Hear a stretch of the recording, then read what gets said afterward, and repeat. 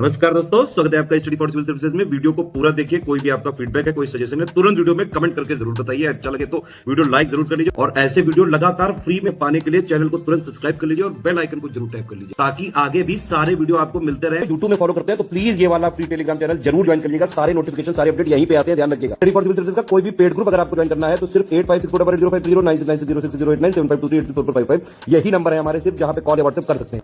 Instagram पे हमारा page जरूर फॉलो कर लीजिएगा, study for civil dot services है। ट्विटर पे हमको जरूर फॉलो कर लीजिएगा, @study for civils है। सारे क्वेश्चन अटेम्प्ट करिए और स्कोर अपना तुरंत कमेंट करके बताइए। नमस्कार दोस्तों, आप सभी का स्वागत है स्टडी फॉर एग्जाम में। दोस्तों, यह यूपी टीपीएससी लेखपाल के सामान्य हिंदी का पहला मॉक टेस्ट है। इसमें हम लोग कुल 25 प्रश्न देखेंगे। आप लोगों ने सिलेबस इसका देख ही लिया होगा और उसी पर आधारित यहाँ पर कुल 25 प्रश्न हम लोग देखेंगे। वीडियो शुरू करने से पहले मैं बताना चाहता हूँ, हमारे कई पेड ग्रुप चलते हैं। अगर आप इन पेड ग्रुप को लेना चाहते हैं तो दिए गए नंबर पर कॉल कर जानकारी प्राप्त कर सकते हैं। तो दोस्तों, देखते हैं पहला प्रश्न लोग। रेखांकित में कौन सा समास आपको पहचानना है?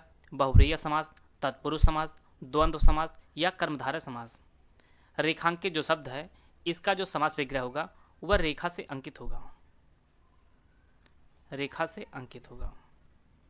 इसलिए यहाँ पर से का जो चिन्ह आता है, इसी कारण यहाँ पर कर्ण तत्पुरुष होगा। तो इसका जो ऑप्शन बी है वह सही है। रेखांकित में जो है वह तत्पुरुष समास होगा और उस तत्पुरुष में भी कर्ण तत्पुरुष होगा। तो इसका जो ऑप्शन बी है वह सही है। लिंग की दृष्टि से गुरुत्व किस प्रकार का शब्द है? यह एक पुल्लिंग है, स्त्रीलिंग है, नपुंसक लिंग है या इनमें से कोई नहीं?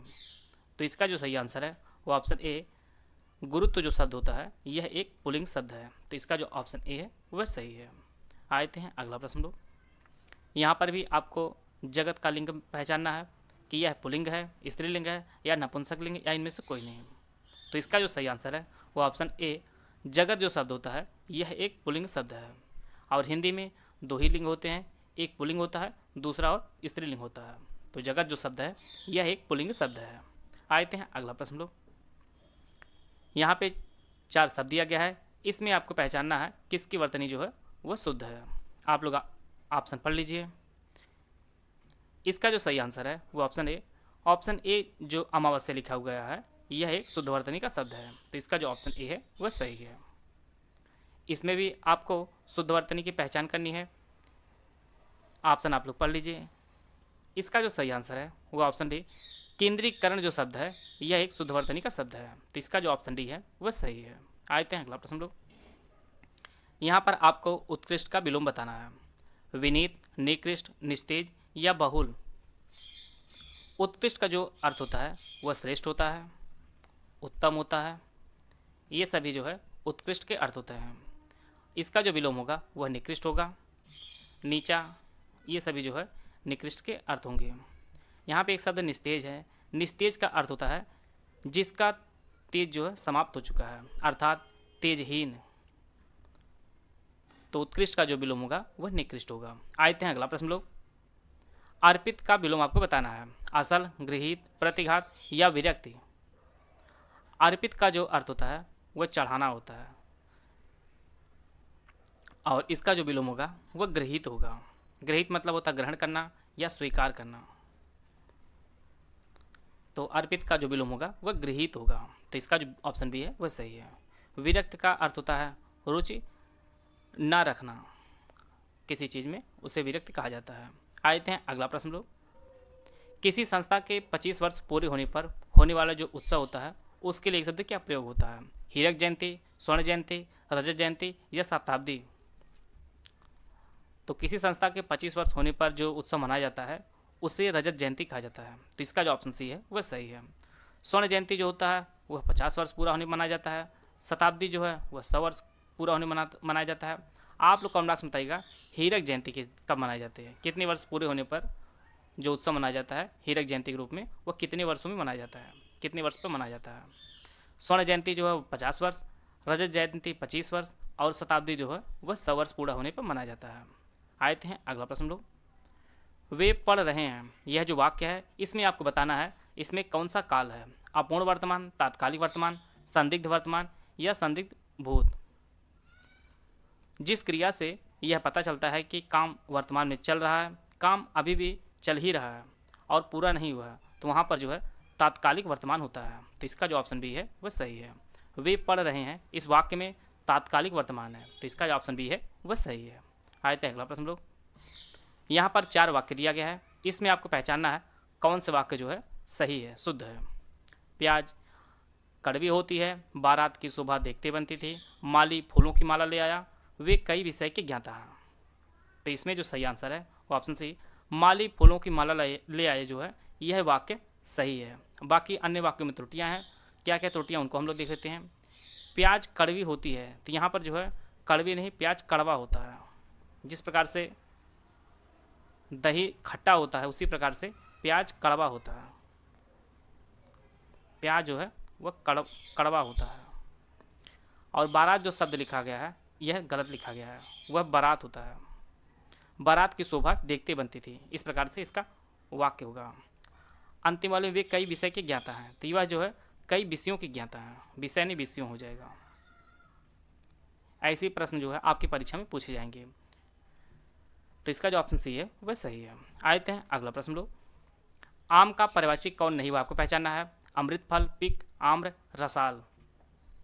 तो इसका जो सही आंसर है वो ऑप्शन बी, पिक जो है वह आम का परिवाची ना होकर यह कोयल का परिवाची है, कोयल का परिवाची है।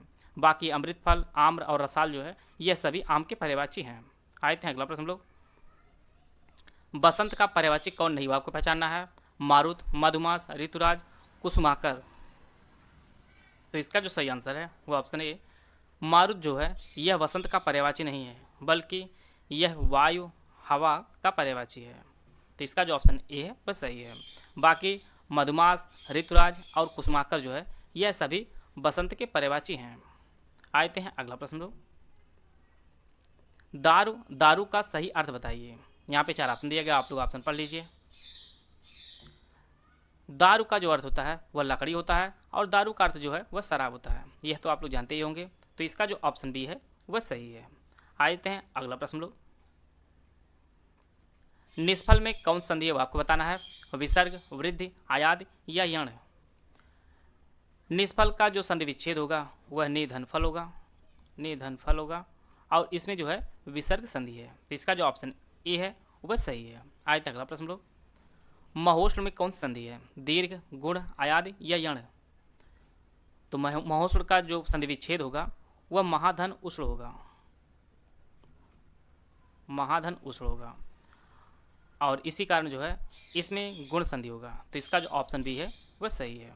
आते हैं अगला प्रश्न लोग। जो अपनी इच्छा पर निर्भर करता है उसके लिए शब्द क्या प्रयोग होता है। ऐच्छिक, ऐन्द्रिक, ओहार या ऐहिक।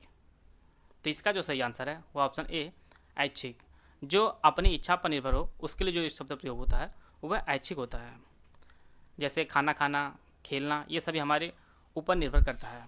और इसका जो विलोम होता है वह अनैच्छिक होता है। अनैच्छिक मतलब जिसमें हमारी जो है, जो हमारी इच्छा पर निर्भर नहीं करता। जैसे हम लोग सांस लेते हैं तो ये हमारी इच्छा के ऊपर नहीं निर्भर है। तो ऐच्छिक का जो विलोम होगा वह अनैच्छिक होगा। एक शब्द यहाँ पर ओहार लिया गया है।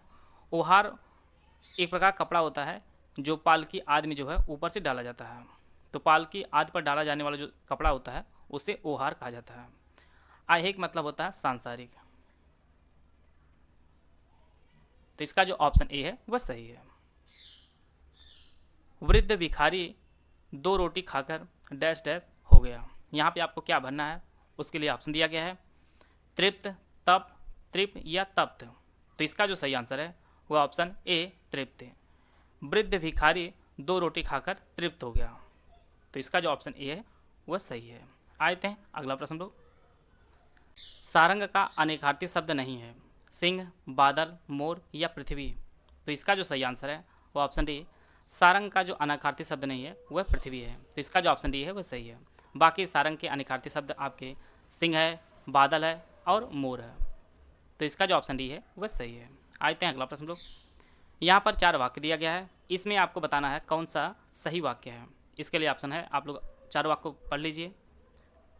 तो इसका जो सही आंसर है वो ऑप्शन सी, मुझे सारे सामान उठाने पड़े, यह जो वाक्य है वह एक शुद्ध वाक्य है। अन्य वाक्यों में जो त्रुटियाँ उनको आप लोग देख लीजिए। सभा में सभी वर्ग के लोग थे। तो इसका जो सही रूप होगा वह सभा में सभी वर्गों के लोग थे। सभा में सभी वर्गों के लोग थे। तो इस प्रकार यह वाक्य जो है वह शुद्ध हो जाएगा। दूसरा जो वाक्य है, इस कक्षा में अधिक अच्छा छात्र कौन है? तो इसका जो शुद्ध स्वरूप होगा, इस कक्षा में सबसे अच्छा छात्र कौन होगा? अधिक अच्छा की जगह पर सबसे अच्छा हो जाएगा। इसी प्रकार से जो डी वाला ऑप्शन है, तुम तुम्हारी पुस्तक ले जाओ, तो इसका जो शुद्ध स्वरूप होगा, तुम अपनी पुस्तक ले जाओ, तुम्हारी की जगह पर अपनी हो जाएगा। तो इस प्रकार जो है यह वाक्य शुद्ध हो जाएगा। तो इसका जो ऑप्शन सी है वह सही है। आते हैं अगला प्रश्न लोग। अब्ज का अनेकार्थी शब्द नहीं है, कपूर, चंद्रमा, कमल या वाणी? तो इसका जो सही आंसर है वो ऑप्शन डी, वाणी जो है वह अब्ज का अनेकार्थी शब्द नहीं है। अब्ज के जो अनेकार्थी शब्द हैं वह कपूर है, चंद्रमा है और कमल है। तो इसका जो ऑप्शन डी है वह सही है।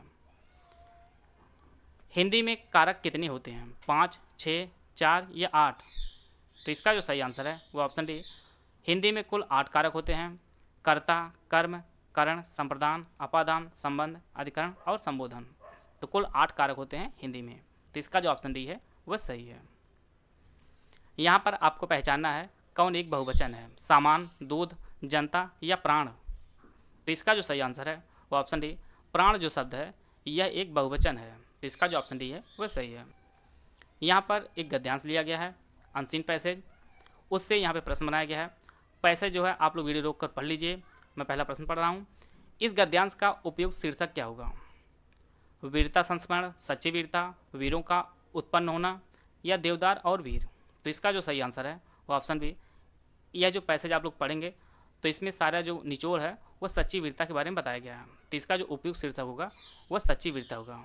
तो इसका जो ऑप्शन बी है वह सही है। आते हैं अगला प्रश्न लोग। वीरों के देवदार वृक्ष से तुलना की गई है क्योंकि दोनों, इसके लिए 4 ऑप्शन दिए गए, आप लोग ऑप्शन पढ़ लीजिए। तो इसका जो सही आंसर होगा वो ऑप्शन डी, क्योंकि वीर लोग जो है वह स्वयं पैदा होते हैं और बिना किसी के दूध पिए बिना जो है वह बढ़ते हैं। तो इसका जो ऑप्शन डी है वह सही है। आते हैं अगला प्रश्न लोग। एक आंख से देखना मुहावरे का क्या अर्थ होता है? काना होना, पक्षपात करना, समभाव से देखना या कठिन कार्य करना? तो इसका जो सही आंसर होगा वो ऑप्शन सी, समभाव से देखना। एक आंख से देखने का जो अर्थ होता है वह समभाव से देखना होता है, सभी को एक समान भाव से देखना होता है। तो इसका जो ऑप्शन सी है वह सही है। वीडियो अगर आपको अच्छा लगे तो आप लाइक कर सकते हैं, चैनल सब्सक्राइब कर लीजिए। वीडियो को पूरा देखने धन्यवाद। जय हिंद, जय भारत।